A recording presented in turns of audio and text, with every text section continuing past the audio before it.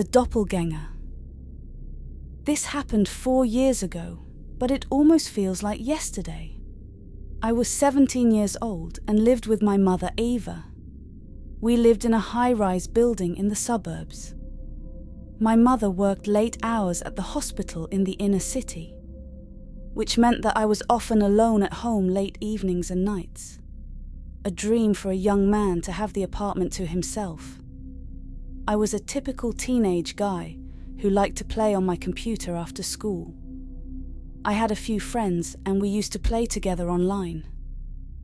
That was pretty much how my social life was at the time. It was during one of these long, lonely evenings that the strange occurrences began. I was engrossed in a particularly intense online match when I heard it, my mother's voice calling my name. "Jonas, dinner's ready." My stomach rumbled at the thought of food, and I hit pause on my game. Confused, I glanced at the clock. It was only 5:30 p.m, much earlier than my mother usually got home. Shrugging off the oddity, I made my way to the kitchen.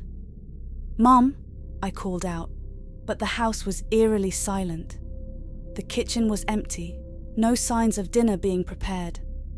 I frowned, my unease growing.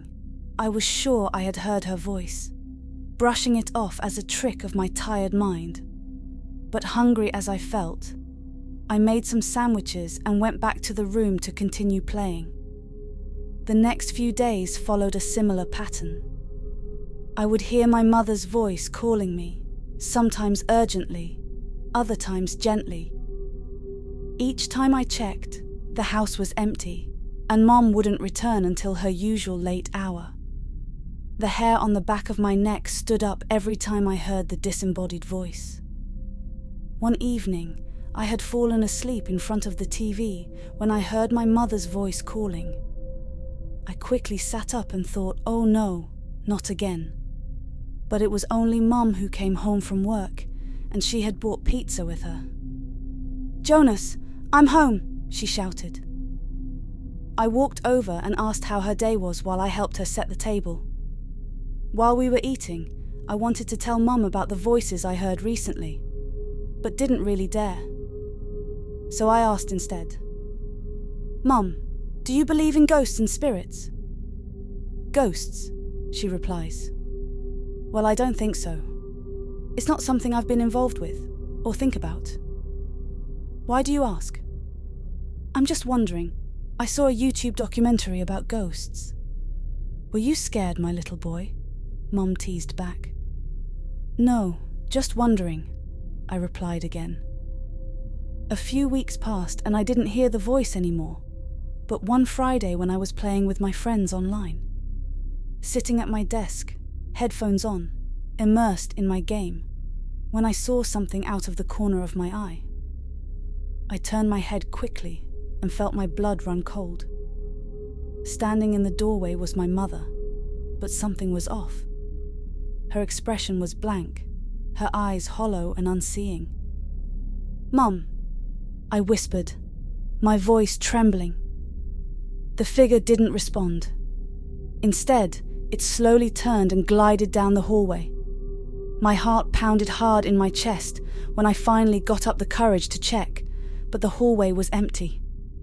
I checked every room, calling out to her, but found nothing. With great speed, I rushed back to my room and closed the door. I sat down at the computer and told my friends that I have to give up early tonight because I don't feel so good. Actually, I was terrified and didn't want to tell them what I just saw. I turned on the light in my room and started Googling and reading about ghosts. After a while of searching, I was able to read about something called a doppelganger. There was so much to read, but now I could understand why I heard my mother's voice and also saw something that resembled her. I read in some texts that it is demons who impersonate loved ones to gain their trust. Not a chance I would trust that thing. I stayed awake and waited for Mum to come home.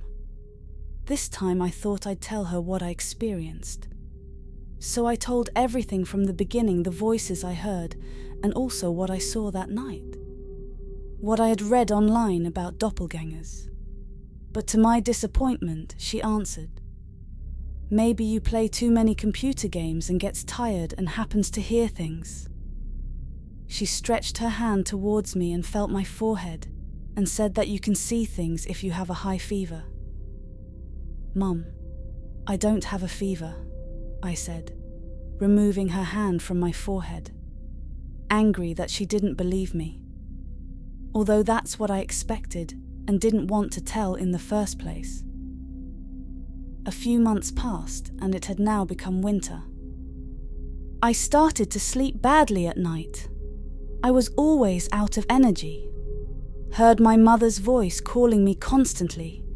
In the end, I didn't know what was real or not. One Friday evening after school, I had been in my room all evening and was going to the toilet. I walked past the kitchen and saw my mother standing there with her back to me. The weird thing is that it was dark. I was so tired I didn't think about it, so I just walked by. It started to vibrate in my pocket. It was my phone calling. I answered and heard, "Hello, Jonas." It was Mom's voice. I froze. I didn't dare turn around but did it anyway when I saw it again, that thing imitating my mother. "Jonas, hello," I heard on the phone, while that apparition slowly turned around. I started to scream in a very high-pitched voice. The ghost's face looked bloody smashed, and it is now screaming with me. I don't know what I did with the phone. I must have dropped it when I was busy being scared for my life. I rushed out the stairwell and down the stairs. When I met Mom on the stairs, she had heard my horrible scream on the phone and dropped everything to run to my rescue. Stuttering and panting, I tried to explain what just happened. We ran into the apartment and turned on the lights. We checked the kitchen, but nothing there. "There you see, Jonas. It's not real. You have to stop this madness," Mum shouted. "I know what I saw. It's real," I answer, frustrated. "Okay, we talk about it. But I have groceries and Friday snacks down there that I need help with. That's why I called, because it was so heavy," Mother explained. So I followed her down the stairs. When we suddenly stopped, the bags were crushed by ice that must have fallen from the roof and hit right where Mum was standing when she called me. With an adrenaline rush, I burst out at the same time, as I understood that this is somehow connected with my experiences. That was probably why the face was crushed and bloody on my mother's doppelganger. "Mum, you would have died if you had stayed there waiting for me to help you." "Oh my God." "Jonas, you are absolutely right," Mom replied. She now began to believe my experiences. After we recovered from most of the shock, we cleaned up outside the stairwell and went to eat at McDonald's instead and bought new Friday snacks. On the way home, I looked at my mother and felt a sense of relief. I was so glad she was okay. The voices and my visions went away after that night. I felt much better the next day and felt more alert. I continued to be interested in the subject of doppelgangers. Apparently, they can appear in connection with terrible events. For example, an accident. I think all this happened as some kind of sign so that my mother could be saved. Have you had doppelganger experiences? Let us know in the comments section. Faceless. I had never been one to believe in the supernatural. Ghost stories, urban legends, and eerie tales were all just ways to spook the gullible. That was until I began hearing Carl's voice when he was right next to me in bed. It started on a quiet Wednesday night. Carl and I had just moved into our new apartment, a cozy place in the heart of the city. We were excited about starting our life together in our new home. Everything seemed perfect. That first night, I woke up suddenly, disoriented. I could hear Carl's voice calling my name, but it wasn't coming from the bed next to me. It sounded like he was in the hallway outside our bedroom.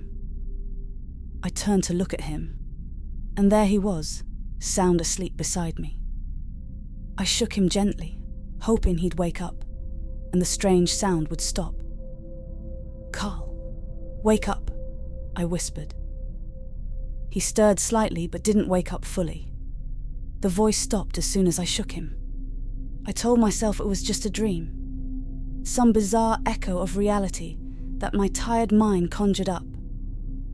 The next morning, I didn't mention it to Carl. It seemed too ridiculous, and I didn't want to worry him. We went about our day as usual, work and errands, and I pushed the strange incident to the back of my mind. The following night, I heard it again. This time, the voice was more insistent. "Sandra," it called softly, almost beckoning me. I felt a chill as I sat up in bed, glancing over at Carl, who was once again peacefully asleep. The voice continued, coming from just beyond our bedroom door. I shook Carl awake, harder this time. "Carl, wake up. Do you hear that?" I whispered urgently. He groaned and rubbed his eyes. "Hear what?" he asked, clearly annoyed at being woken up in the middle of the night. But as soon as he spoke, the voice stopped. I felt foolish, paranoid even. I thought I heard you calling me from the hallway," I whispered. Carl frowned. "Sandra, it was probably just a dream. Go back to sleep." He turned over and was soon snoring lightly again. I lay awake for hours, ears straining for any sound. But the voice didn't come back that night. For the next few nights, it was the same pattern. I would hear Carl's voice calling me, gentle and familiar, yet impossibly coming from outside our bedroom. Each time, it stopped the moment I woke Carl. I began to dread the nights, the quiet moments when the apartment was plunged into darkness, and the voice would return. One night, about a week after the first occurrence, the voice was louder, more urgent. "Sandra, come here," it called. This time I didn't hesitate. I shook Carl awake immediately, and before he could brush me off, he heard it too. His eyes snapped open, and we both stared at each other in the darkness, the reality of the situation sinking in. We got out of bed cautiously and moved towards the bedroom door. Carl picked up a baseball bat he kept by the nightstand for protection, and I followed close behind. We stepped into the hallway, the apartment eerily silent now. We checked every room, every closet, even the balcony. There was no one there, no sign of an intruder, nothing to explain the voice we both heard. We returned to bed, but sleep was impossible.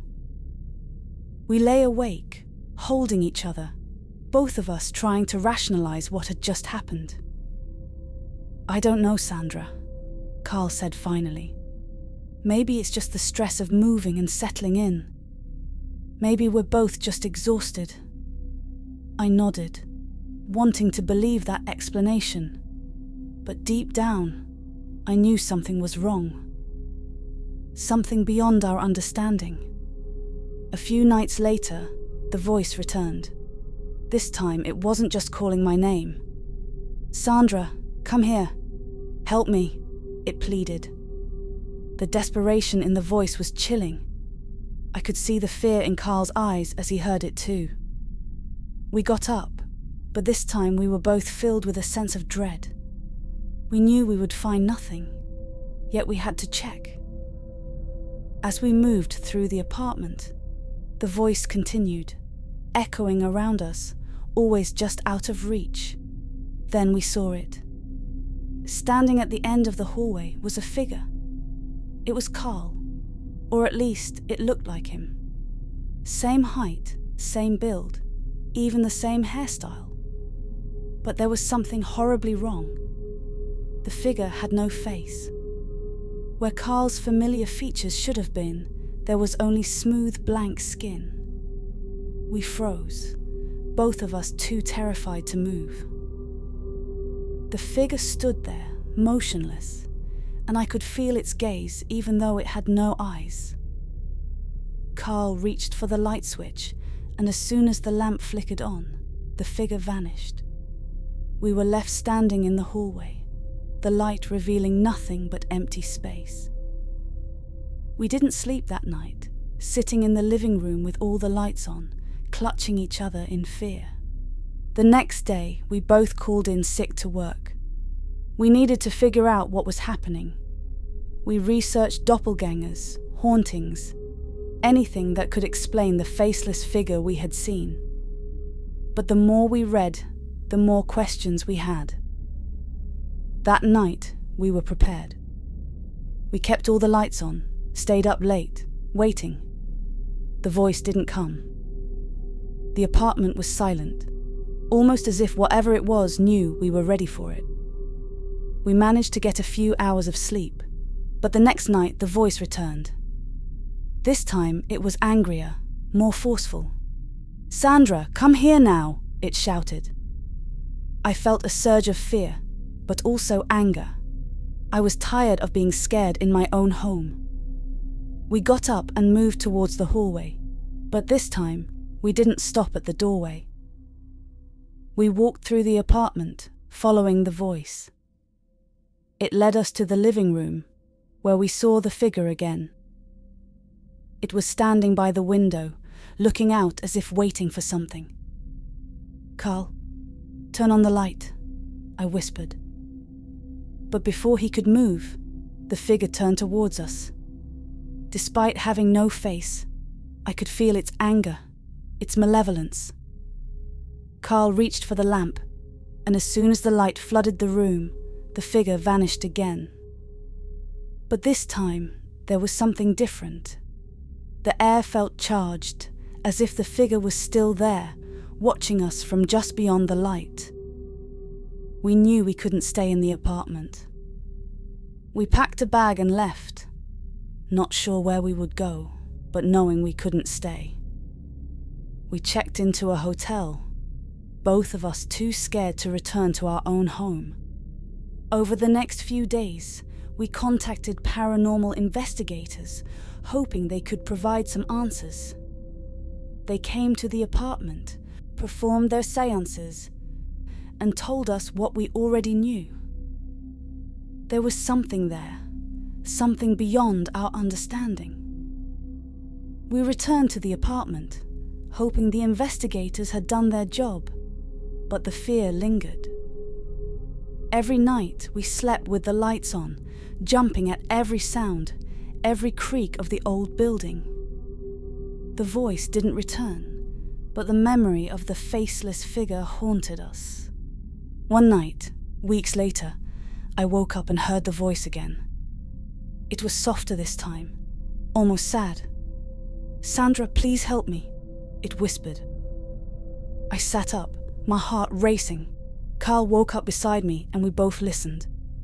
The voice was coming from the hallway, just like before. We got up, but this time there was no fear, only a need to understand. We walked to the hallway, and there it was, the figure standing at the end, its faceless head turned towards us. "Carl, turn on the light," I said softly. But he didn't move. Instead, he took a step towards the figure. "What do you want?" Carl asked, his voice steady. The figure remained silent, but I could feel its longing, its desperation. It wasn't just a malevolent spirit. It was something lost, something that needed help. I reached for the light switch and turned it on. The figure vanished, but this time it felt different. The air was lighter, the oppressive presence gone. We never heard the voice again after that night. The faceless figure didn't return.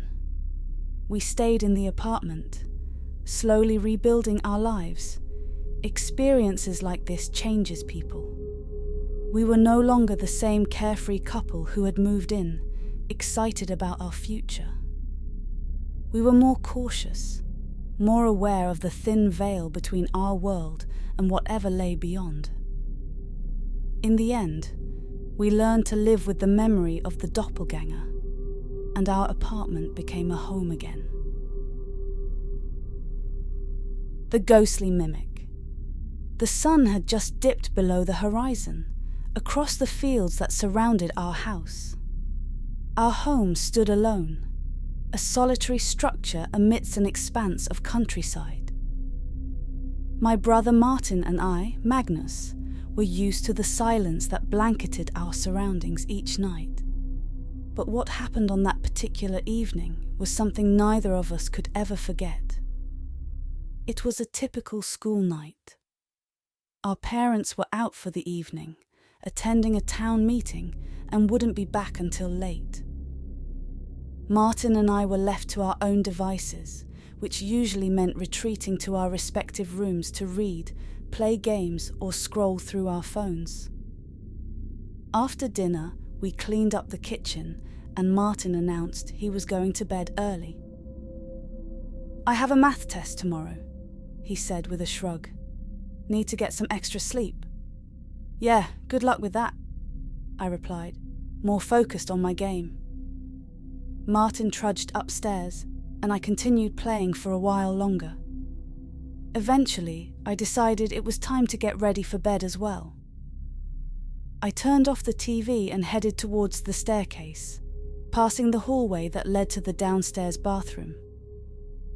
As I walked by, I saw Martin in the dim light, making his way towards the toilet.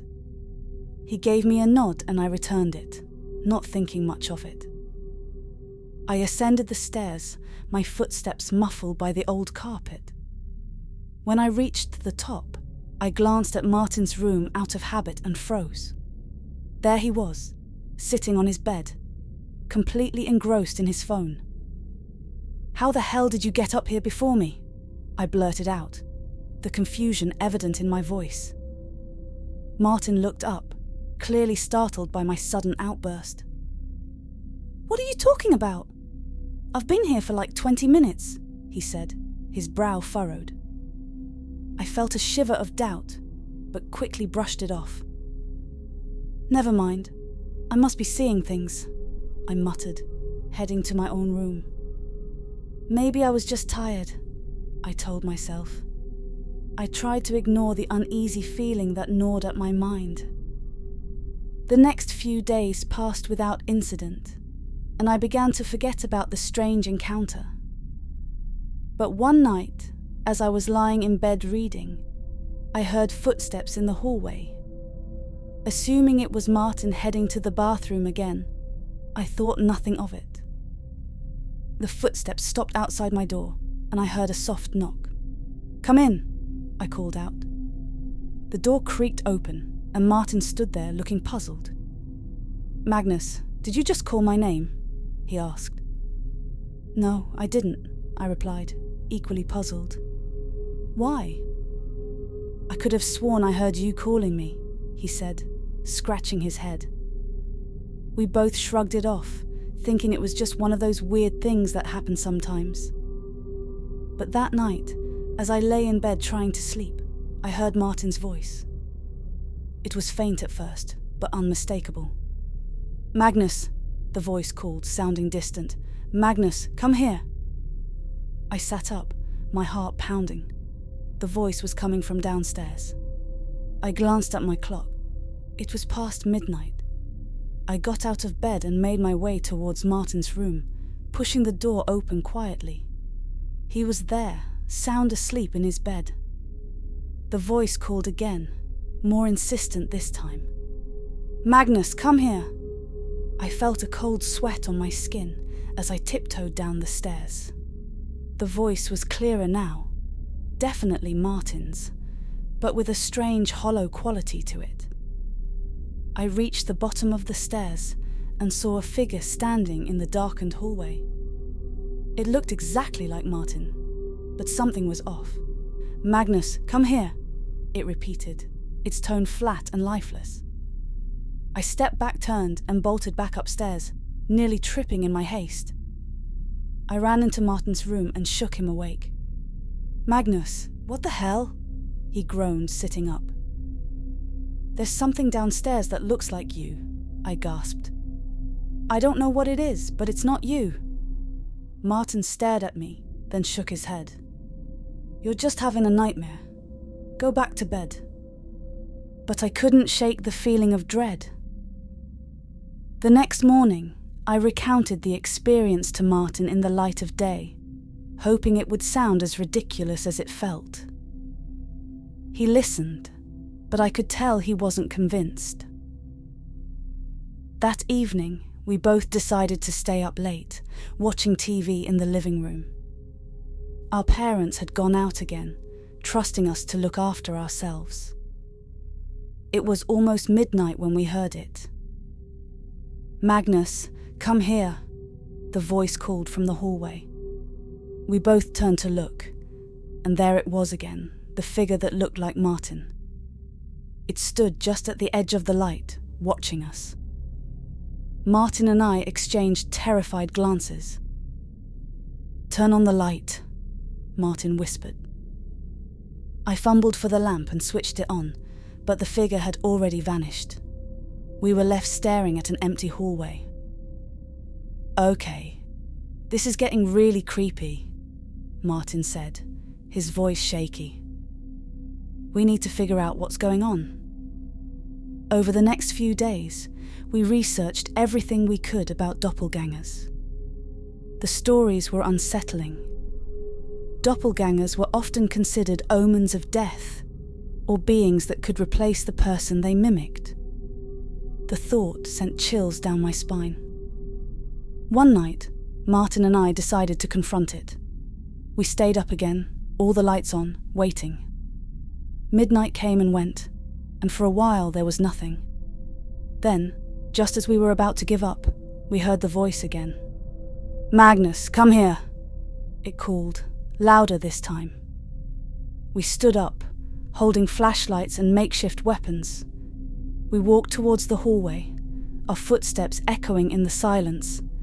The figure appeared, more solid and defined than before. It looked exactly like Martin, but with no expression, no emotion. "Who are you?" Martin demanded, his voice steady despite the fear I knew he felt. The figure tilted its head, mimicking Martin's movements perfectly. "Magnus, come here," it said again, its voice an eerie replica of my brother's. I shone the flashlight directly at it, and for a moment, the figure seemed to waver, like a reflection in water. Then, it disappeared, leaving us standing in the empty hallway once more. The encounters continued over the next few weeks. Sometimes the figure would appear in the house, other times it would be outside, watching us through the windows. It never harmed us, but its presence was a constant, terrifying reminder that something was very wrong. One particularly cold night, we heard the voice again, but this time it was different. "Magnus, help me," it cried, sounding desperate and pained. Martin and I rushed to the window and saw the figure standing just beyond the porch, illuminated by the moonlight. It was the closest we'd ever seen it. Martin hesitated, then turned to me. "We need to end this," he said. "We can't keep living like this." We grabbed our coats and stepped outside, the cold air biting at our skin. The figure watched us, motionless. We approached it slowly, our flashlights trained on its form. "What do you want?" Martin asked, his voice firm. The figure remained silent, then suddenly lunged at us. We both jumped back, shining our flashlights at it. The light seemed to repel it, and it stumbled back. "Get back!" I shouted, swinging my flashlight. The figure retreated, then vanished into the night. We stood there, breathless and shaken, not sure what to do next. The following day, we decided to tell our parents. They listened, their faces pale with concern.